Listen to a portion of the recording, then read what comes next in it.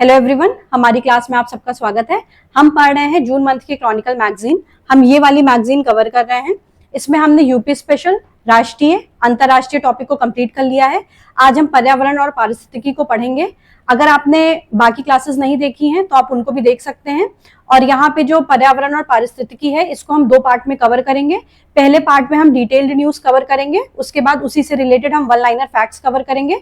अगर आप हमारे साथ ये मैगजीन पढ़ना चाहते हैं तो बुक ओपन कर लीजिए और जो भी इंपॉर्टेंट पॉइंट यहाँ डिस्कस हो रहा है उसको आप साथ में हाईलाइट करते चलें, ताकि एग्जाम के पहले आप सिर्फ उन्हीं हाईलाइटेड पॉइंट्स को रिवाइज करके जाएं। आज की पहली न्यूज क्या है? स्पर्म वेल द्वारा मानव जैसी भाषा के उपयोग के संकेत प्राप्त हुए हैं। स्पर्म वेल क्या होती है? स्पर्म वेल पृथ्वी पर दांतों वाला सबसे बड़ा जानवर होता है। और अगर हम बात करें स्तनधारियों में यानी कि मैमल्स में, तो मैमल्स में इनका दिमाग सबसे बड़ा है। ठीक है, मैमल्स में यानी कि स्तनधारियों में इनका दिमाग सबसे ज्यादा बड़ा होता है और ये स्क्विड का शिकार करती हैं। देखिए ये है sperm whale, sperm whale. Mammals में इनका दिमाग सबसे बड़ा होता है। क्या पता चला इनके बारे में कि स्पर्म वेल के द्वारा मानव जैसी भाषा के उपयोग के संकेत मिले हैं। प्रोजेक्ट CETI के अनुसार स्पर्म वेल मानव भाषा के समान संचार संरचनाओं का उपयोग कर सकती हैं। अब प्रोजेक्ट CETI क्या है?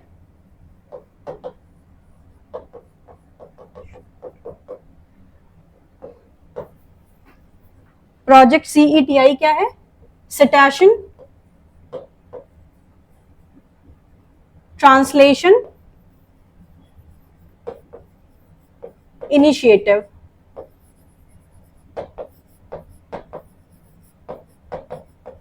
ठीक है, सिटेशन ट्रांसलेशन इनिशिएटिव। इस प्रोजेक्ट के तहत ये पता चला है कि जो स्पर्म वेल्स होती हैं वो मानव भाषा के समान ही जो संचार संरचनाएं होती हैं उनका उपयोग करती हैं और ये क्लिक्स के माध्यम से संवाद करती हैं। और क्लिक्स को क्या कहते हैं? ये जो क्लिक्स का यूज करती हैं इसको कोडास कहते हैं। ठीक है, तो ये याद रखिएगा कोडास क्या होता है। तो ये है स्पर्म वेल के द्वारा जो क्लिक्स भाषा का जो क्लिक्स संचार का ये प्रयोग करती हैं उनको कहते हैं। ठीक है, और वैज्ञानिकों ने ये भी पाया कि ये जो क्लिक्स होते हैं ये पैटर्न्स में जो रिदम होता है और अंतराल होता है ये जैसे मानव में ध्वनियां होती हैं उनके ही समान होती हैं। ठीक है, अब इससे आपसे कैसे क्वेश्चन पूछा जा सकता है कि हाल ही में किस जीव में कोडास संरचना के माध्यम से मानव जैसी भाषा के उपयोग के संकेत मिले हैं? तो इसके ऑप्शन क्या रहेंगे? नीली वेल, डॉल्फिन, स्पर्म वेल या ओरका। अच्छा क्वेश्चन है ये। इसका आंसर क्या होगा? Sperm whale. आगे बढ़ते हैं। ये प्रोजेक्ट CETI क्या है इसको याद रखिएगा। अगर आपसे स्टेटमेंट वाला क्वेश्चन पूछा तो ये पूछ सकता है कि किस प्रोजेक्ट के अनुसार स्पर्म वेल मानव भाषा के समान संचार संरचनाओं का उपयोग करती है, या किस प्रोजेक्ट के तहत ये पता चला है। आगे बढ़ते हैं।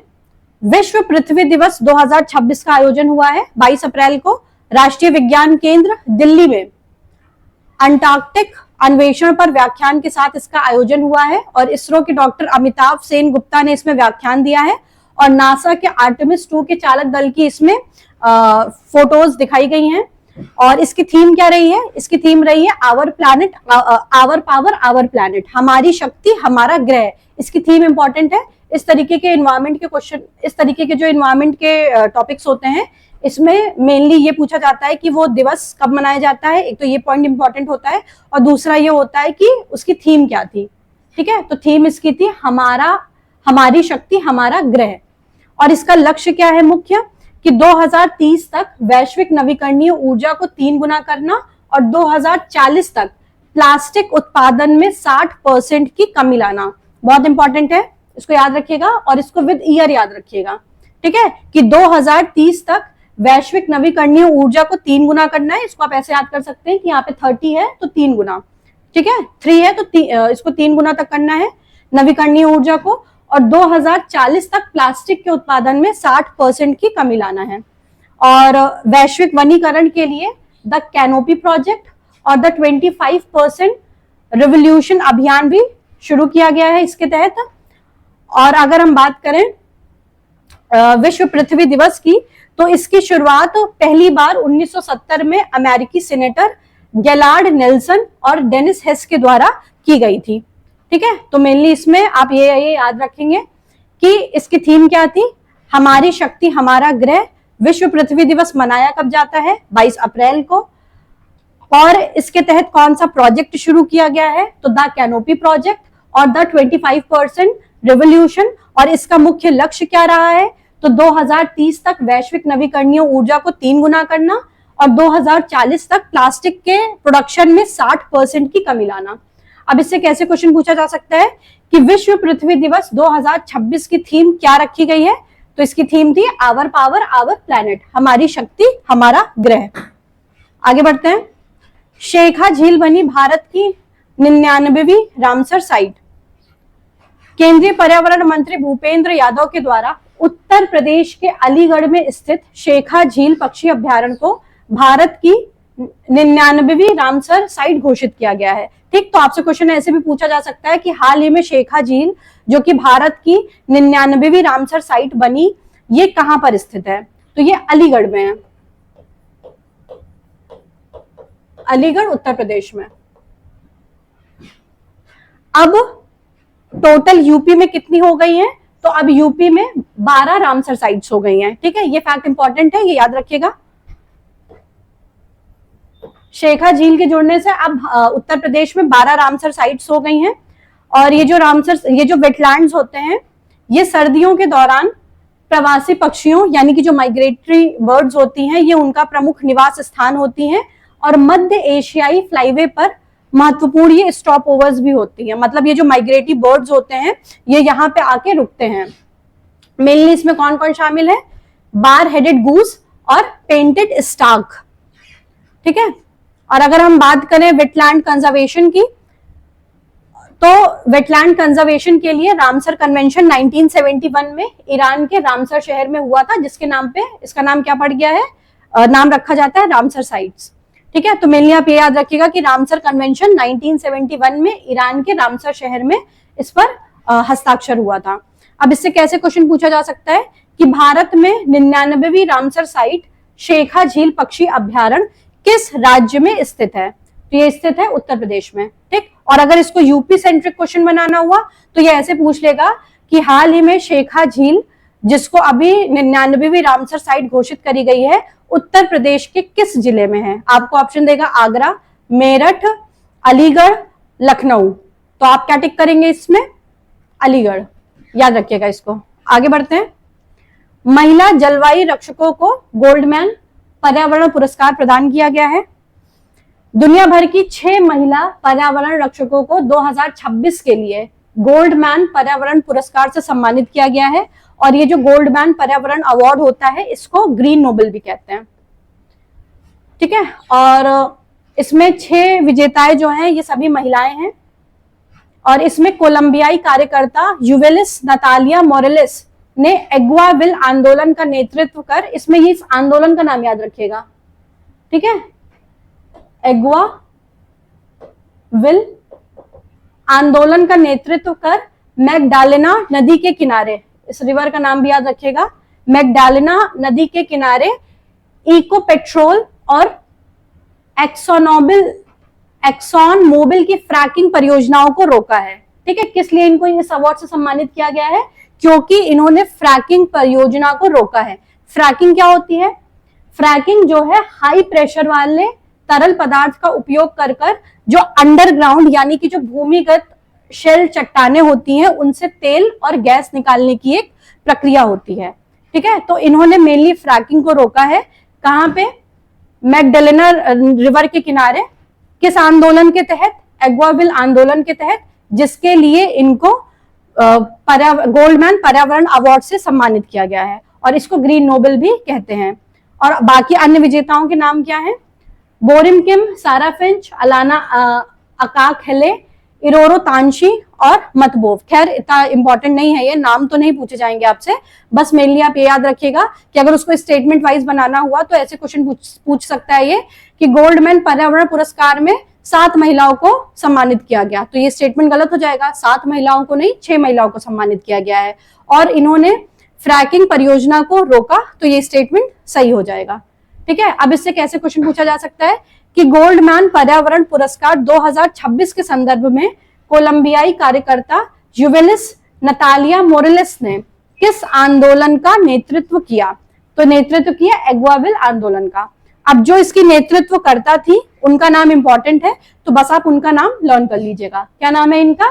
युवालिस नतालिया मोरेलिस, और ये कहां से बिलोंग करती हैं? कोलंबिया से। इनकी लोकेशन भी याद रखिएगा। देखिए ये इनको मिला है ग्रीन नोबेल, इन 6 महिलाओं को। ये देखिए Goldman environment prize, Goldman environmental prize. आगे बढ़ते हैं। भारतीय लैंडफिल शीर्ष मीथेन सुपर उत्सर्जकों में शामिल हो गया है। कैलिफोर्निया विश्वविद्यालय के स्टॉप मीथेन प्रोजेक्ट की रिपोर्ट जारी हुई है 22 अप्रैल 2026 को, जिसके तहत महाराष्ट्र के 2 लैंडफिल दुनिया के शीर्ष 25 मीथेन सुपर पॉल्यूटर में सूचीबद्ध हुए हैं।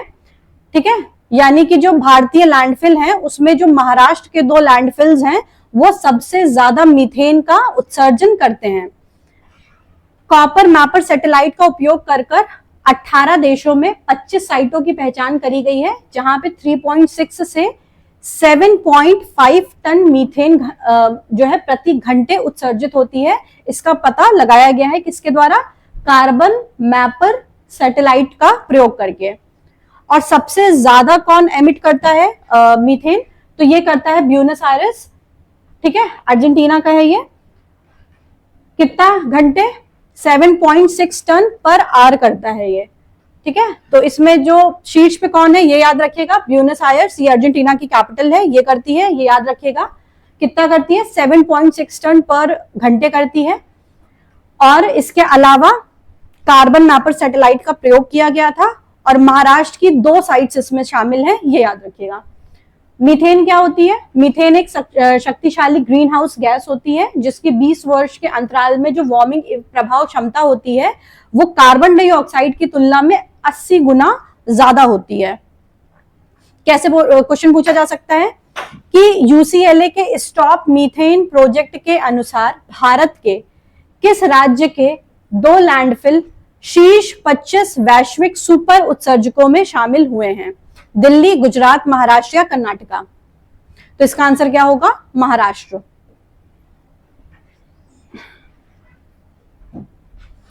हाईलाइट कर लीजिए इसको।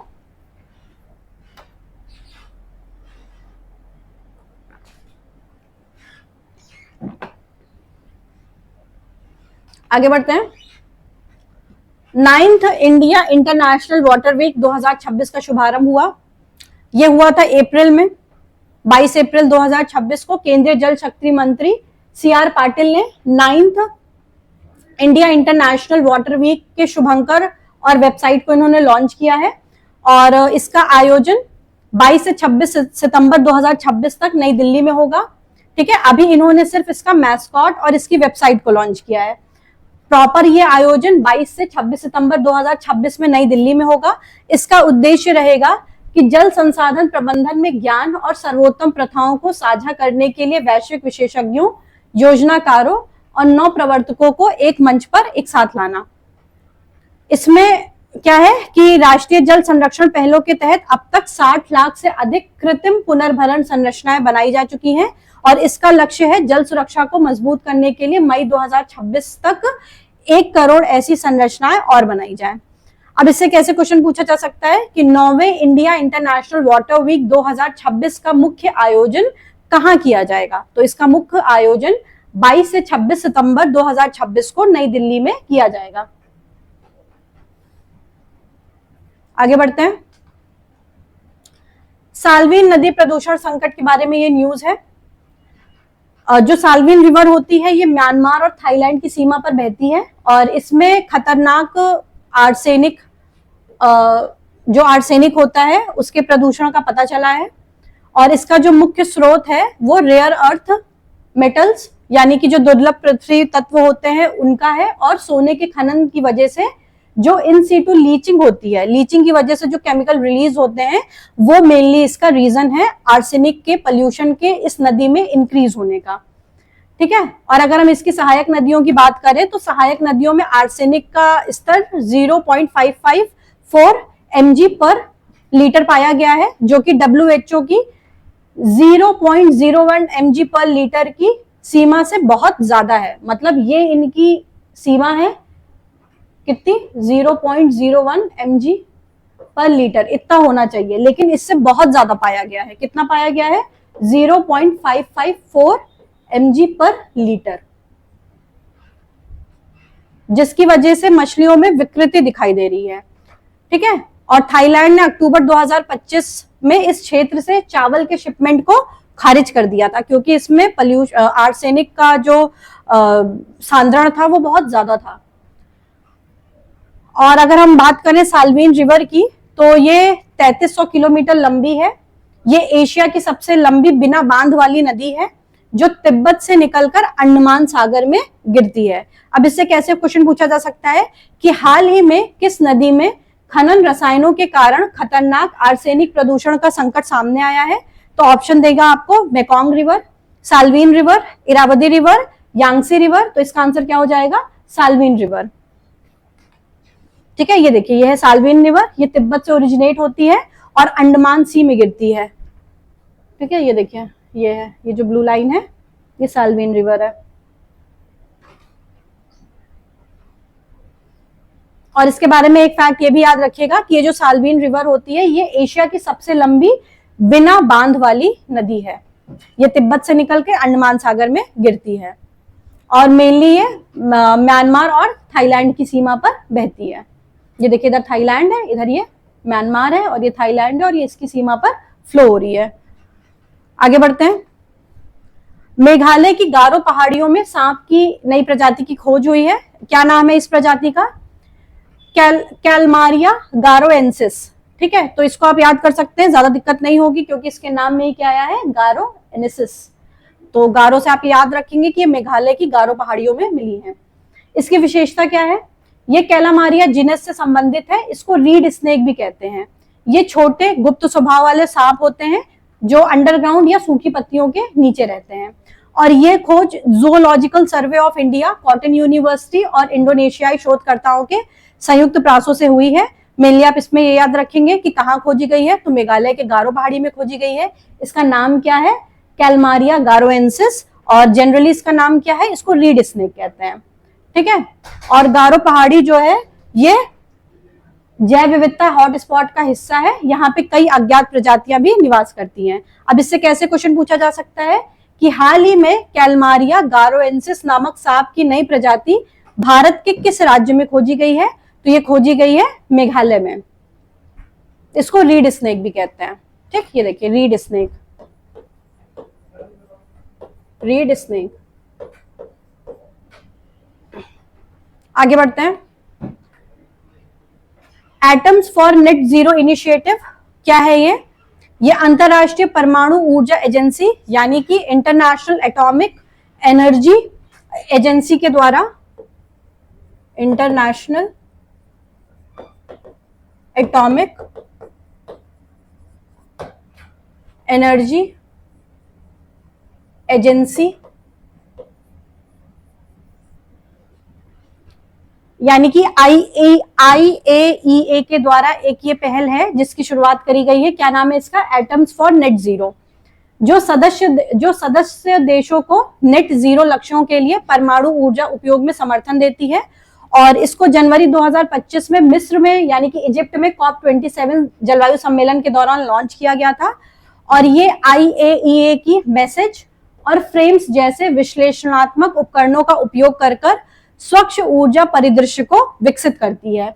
इसका लक्ष्य है कि ये बिजली उत्पादन को कार्बन मुक्त करे और उद्योग और परिवहन जैसे कठिन क्षेत्रों को ये संबोधित करे। मतलब इसमें मेनली इसका ध्यान रखें और ये ध्यान दें कि इसमें जो कार्बन का उत्सर्जन है वो कम हो सके या कार्बन मुक्त हो सके। अगर हम वर्तमान संदर्भ की बात करें तो परमाणु ऊर्जा वैश्विक जो एटॉमिक एनर्जी है ये वैश्विक बिजली का 10% और निम्न कार्बन बिजली का 25% प्रदान करती है। अब इससे मेनली कैसे क्वेश्चन पूछा जा सकता है कि एटम्स फॉर नेट जीरो पहल किस अंतरराष्ट्रीय संगठन के द्वारा शुरू किया गया है? तो इसको शुरू किया गया है इंटरनेशनल एटॉमिक एनर्जी एजेंसी के द्वारा, यानी कि IAEA के द्वारा। आगे बढ़ते हैं। जलवायु परिवर्तन के अध्ययन के लिए इसरो का G20 सैटेलाइट 18 अप्रैल 2026 को इसरो के अध्यक्ष डॉक्टर वी नारायणन ने ये पुष्टि करी है कि जलवायु परिवर्तन, वायु प्रदूषण और मौसम अध्ययन के लिए विकसित G20 उपग्रह को 2027 में लॉन्च किया जाएगा। ठीक है, तो मेनली आप याद रखिएगा कि इसको कब लॉन्च किया जाएगा, G20 सैटेलाइट को 2027 में। 2027 में इसको लॉन्च किया जाएगा। और इसरो ने अब तक की 34 देशों के 433 कमर्शियल सैटेलाइट को लॉन्च कर ग्लोबल स्पेस मार्केट में अपनी स्थिति को मजबूत किया है। और अगर हम भविष्य के मिशन की बात करें तो इसरो का लक्ष्य यह है कि 2040 तक ये चंद्रमा पर एक भारतीय अंतरिक्ष यात्री को भेज दे। इसके अलावा क्या है, एक प्रोजेक्ट चल रहा है, एक मिशन चल रहा है, डीप ओशन मिशन। इसमें क्या होता है कि ये महासागर की गहराई में रिसर्च के लिए समुद्रयान द्वारा विकसित किया जा रहा है। और इसके तहत मत्स्य 6000 नामक एक डीप सी सबमर्सिबल वाहन डेवलप किया गया है, जिसके तहत 3 ह्यूमंस को 6000 मीटर तक नीचे गहराई में ले जाया जाएगा। ठीक है, अब इससे कैसे क्वेश्चन पूछा जा सकता है कि इसरो द्वारा जलवायु परिवर्तन के अध्ययन के लिए विकसित G20 सैटेलाइट को किस वर्ष लॉन्च किया जाएगा? तो इसको लॉन्च किया जाएगा 2027 में। ये न्यूज बहुत इंपॉर्टेंट है, याद रखिएगा। इसमें डीप ओशन मिशन क्या है ये भी याद रखिएगा, और इसमें समुद्रयान विकसित किया गया है ये भी, और इसके तहत मत्स्य 6000 नामक एक डीप सबमर्सिबल व्हीकल है, जिसके द्वारा 3 मानवों को 6000 मीटर की समुद्र की गहराई में लेके जाया जाएगा। हाईलाइट कर लीजिए इसको।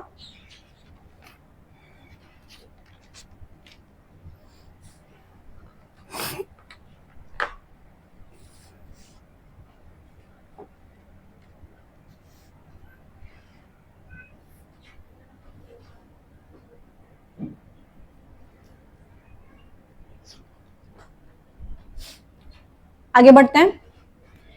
हिमालय ग्लेशियरों पर एक नया अध्ययन हुआ है। 18 अप्रैल 2026 को प्रकाशित एक अध्ययन ने उत्तराखंड के अलकनंदा बेसिन में 219 अस्थिर हैंगिंग ग्लेशियर्स की पहचान करी है, जो कि खिसकन और बाढ़ की चेतावनी देते हैं। यह बेसिन 400 से 7800 मीटर की ऊंचाई तक है, जिसे माना, बद्रीनाथ और हनुमान चट्टी जैसी बस्तियों तक और NH7 यानी कि नेशनल हाईवे 7 को, जिसकी वजह से भारी खतरा है। और अगर हम बात करें ग्लेशियर के जीवन चक्र की, तो ट्रंक ग्लेशियर के पिघलने से सहायक ग्लेशियर कट कर खड़ी ढलानों पर लटक आते हैं, जो अपने हैंगिंग फेज में होते हैं, जो कि जब उनका वजन बढ़ता है तो उससे वो टूट के गिर जाते हैं, जिसको क्या बोलते हैं, GLOF। ठीक है, ग्लॉफ।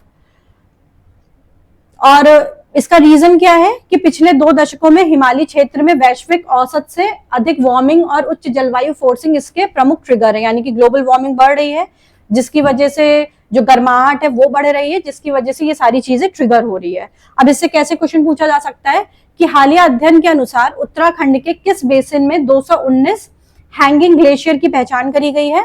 तो कहाँ पे हैंगिंग ग्लेशियर की पहचान करी गई है? अलकनंदा बेसिन में करी गई है। ठीक है, इंपॉर्टेंट है, ये याद रखिएगा। लद्दाख में भारत का पहला पेट्रोगिल्फ संरक्षण पार्क की आधारशिला रखी गई है। क्या होता है पेट्रोगिल्फ? पेट्रोगिल्फ क्या होता है? ये रॉक आर्ट होती है, रॉक आर्ट, यानी कि जो चट्टानें होती हैं उन पे चित्रकारी होती है। 18 अप्रैल 2026 को उपराज्यपाल विनय कुमार सक्सेना ने विश्व विरासत दिवस, ये याद रखिएगा कब होता है विश्व विरासत दिवस, 19 अप्रैल को। इसके अवसर पर लद्दाख में सिंधु नदी के तट पर भारत के पहले पेट्रोगिल्फ संरक्षण पार्क की आधारशिला रखी है। और लद्दाख में लगभग 400 पेट्रोगिल्फ स्थल हैं, जिन्हें सड़क निर्माण और पर्यटन दबाव के कारण खतरे का सामना करना पड़ रहा है। वैज्ञानिक संरक्षण के लिए आर्कियोलॉजिकल सर्वे ऑफ इंडिया और स्थानीय प्रशासन के बीच एक समझौता ज्ञापन पे हस्ताक्षर हुआ है, जिसके तहत इसका संरक्षण किया जाएगा। और ये होते क्या है, ये प्राग ऐतिहासिक चित्र होते हैं। इसमें प्रारंभिक मानव जीवन, शिकार के दृश्य और प्राचीन लिपियों का प्रदर्शन होता है, यानी कि रॉक्स पे इनकी डिजाइनिंग होती है। मानव जीवन कैसे था पहले, उसके बारे में शिकार करते हुए आर्ट होती है और प्राचीन लिपियां ये सब प्रदर्शित होती हैं। अब इससे कैसे क्वेश्चन पूछा जा सकता है कि भारत का पहला पेट्रोगिल्फ संरक्षण पार्क किस नदी के तट पर स्थापित किया जा रहा है? तो ये सिंधु नदी के तट पर स्थापित किया जा रहा है। कहां पे किया जा रहा है? लद्दाख में किया जा रहा है। याद रखिएगा, इसको हाईलाइट कर लीजिए।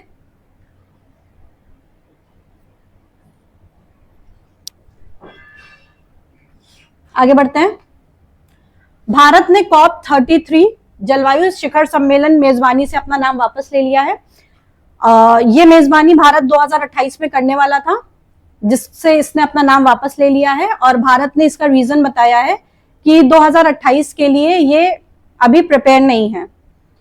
ठीक है, भारत ने इस फैसले के पीछे आधिकारिक तौर पर 2028 के लिए अपनी प्रतिबद्धताओं की समीक्षा का हवाला दिया था। और पीएम मोदी ने 2023 में दुबई में COP 28 के दौरान मेजबानी का प्रस्ताव रखा था, जिसको 2024 में ब्रिक्स देशों का समर्थन भी मिला था। और तैयारी के लिए 2025 में एक समर्पित COP 33 सेल भी स्थापित किया गया था। ठीक है, लेकिन अब भारत ने मना कर दिया है, तो जिसकी वजह से भारत की स्थिति ग्लोबल साउथ में थोड़ी वीक हो सकती है। अब इससे कैसे क्वेश्चन पूछा जा सकता है कि भारत ने हाल ही में किस वर्ष आयोजित होने वाले COP 33 शिखर सम्मेलन की मेजबानी से अपनी दावेदारी वापस ले ली है? तो ये कब होना प्रस्तावित था? 2028 में। ठीक है, तो ये हमारी डिटेल्ड न्यूज हो गई। अब हम इसकी वन लाइनर न्यूज देख लेते हैं। वन लाइनर न्यूज मिलेगी आपको पेज नंबर 53 पे, पर्यावरण और पारिस्थितिकी हेडिंग के तहत। इसमें पहली न्यूज क्या है कि तुर्की ने किस देश के साथ मिलकर अंताल्या में COP 31 जलवायु शिखर सम्मेलन का रोड मैप घोषित किया है? तो तुर्की ने ऑस्ट्रेलिया देश के साथ मिलकर अंताल्या में COP 31 जलवायु शिखर सम्मेलन का रोड मैप प्रस्तुत किया है। भारत ने किस वर्ष में प्रस्तावित COP 33 जलवायु शिखर सम्मेलन की मेजबानी पर अपनी बिड वापस ले ली है? अभी अभी हमने पढ़ा, तो ये 2028 में आयोजित था, इससे इसने अपनी मेजबानी वापस ले ली है। प्रवासी प्रजातियों पर संधि की COP 15 में कितनी नई प्रजातियों को वैश्विक संरक्षण प्रयासों के तहत परिशिष्टों में शामिल किया गया है? तो 40 नई प्रजातियों को इसके तहत शामिल किया गया है। भारत में E20 पेट्रोल, E20 क्या है? 20%, इसमें क्या है? E20 20% एथेनॉल मिश्रण दर्शाता है ये। इसका देशव्यापी रोल आउट किस तिथि से शुरू हुआ है? तो ये शुरू हो गया है 1 अप्रैल 2026 से। CSIR CMERI द्वारा विकसित दुनिया का सबसे बड़ा सोलर ट्री ग्रामीण खेती में सहायता के लिए कहां पे स्थापित किया गया है? तो इसका स्थापना हुआ है दुर्गापुर में। दुर्गापुर कहां पे? वेस्ट बंगाल में। उत्तराखंड हाईकोर्ट ने पारिस्थितिकी संतुलन बनाए रखने के लिए कहां पर ओक के वृक्षों की कटाई पर पूर्ण प्रतिबंध लगा दिया है? ये इंपॉर्टेंट है, याद रखिएगा। तो ये मसूरी पर पूर्ण प्रतिबंध, मसूरी में जो ओक वृक्षों की कटाई हो रही थी उस पर पूर्ण रूप से प्रतिबंध लगा दिया है। ठीक है, ये होता है ओक ट्री। आगे बढ़ते हैं। L&T ने किस देश को सालाना 3 लाख टन ग्रीन अमोनिया निर्यात करने के लिए समझौता किया है? तो ये समझौता किया है जापान की इतोचू कंपनी के साथ। शोधकर्ताओं ने प्लास्टिक कचरे को पार्किंसंस की दवा में बदलने के लिए किस बैक्टीरिया का सफलतापूर्वक उपयोग किया है? तो ये किया है इंजीनियर ई कोलाई का। वेरी वेरी इंपॉर्टेंट, याद रखिएगा। किस राज्य ने इंडस्ट्रियल पार्क प्रमोशन पॉलिसी 2026 के तहत विश्व स्तरीय हरित औद्योगिक पार्क यानी कि ग्रीन इंडस्ट्रियल पार्क्स विकसित करने का लक्ष्य रखा है? तो ये लक्ष्य रखा है राजस्थान ने। ग्रीन इंडस्ट्रियल पार्क्स विकसित करने का लक्ष्य रखा है राजस्थान ने। तो ये हमारे वन लाइनर्स भी हो गए। अब आप इनको रिवाइज करिए, जितना ज्यादा आप इनको रिवाइज करेंगे आपको ये उतना लर्न होगा। आज के लिए इतना ही, मिलते हैं नेक्स्ट क्लास में नए टॉपिक के साथ। Thank you very much.